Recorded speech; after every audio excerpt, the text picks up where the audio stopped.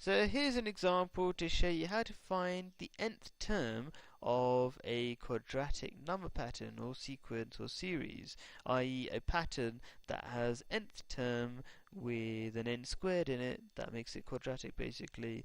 So this is a quadratic nth term, this is a quadratic nth term, anything with this n squared in it, quadratic nth term. So how do you do it? How do you find that nth term? Well, you start by writing out your pattern, spreading it out, and finding the differences between each of the terms in the pattern. So the difference between the first and second term is positive 9. We're adding 9 because you can, in some patterns, even quadratic patterns, take away stuff as well. So this one goes up by 9, from there to there you're going up by 13, etc, etc. And then look at the differences between the differences, and so you can see this one is going up by 4, this is also going up by 4, and so hopefully you can appreciate that the differences between the differences are always the same, or common. That means always the same. So if that's true, then you know you have a quadratic number pattern. So I've just shown by looking at the differences between the differences that this pattern is quadratic. But that's not the only thing I've found out. I've found out that I've got 2n squareds in the nth term of my pattern. So you simply halve the differences between the differences and you get the number of n squareds in your nth term. Now, just so we're clear, this is already written out, but we don't know the nth term. You're going to come to that in a minute. So I've written it out, all of it, everything. You can see everything, but we don't know everything at this stage of the working out.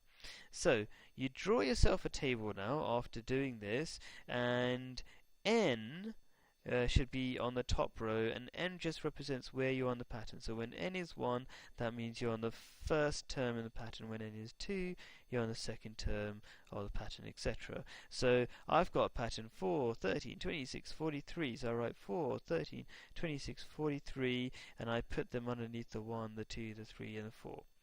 Now, I don't know, like I said before, I don't know this yet. We're going to get to this in a second. So I've just worked out that I've got 2n squareds in my pattern. So I'm going to write 2n squared and I'm going to make the pattern for that. So when n is 1, I stick 1 in there. 1 squared is 1 times 2 is 2. So that's the first term in the 2n squared pattern.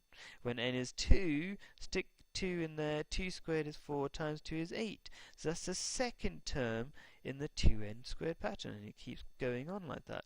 Then I take away this pattern from my original pattern, 4, 13, 26, 43, like I'm doing here, and I get another pattern, 2, 5, 8, 11. So this one's an easier pattern. This is from my basic nth term video, so do check out the earlier nth term video, because I'm not going to explain this too carefully, but very quickly I'm going to give you a summary of how you find the nth term for this simple kind of pattern.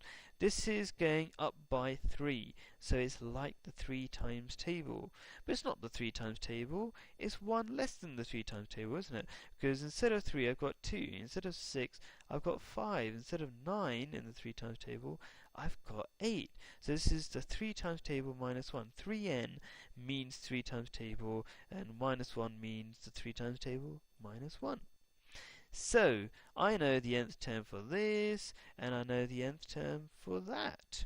Now, if you take any term in your pattern and you take away this one, you get this. That's what we did to arrive at this pattern. So this, take away this, is that. So the reverse is true. This plus this equals that. This plus that equals that. So basically, this pattern plus this pattern equals the original pattern that we were trying to find the nth term for. So if this plus this equals that, then this nth term plus this nth term will make the original nth term. So this plus this is 2n squared plus 3n minus 1. So that is the complete nth term for this pattern. And you can test your answer. You can say, is this really the nth term for this pattern?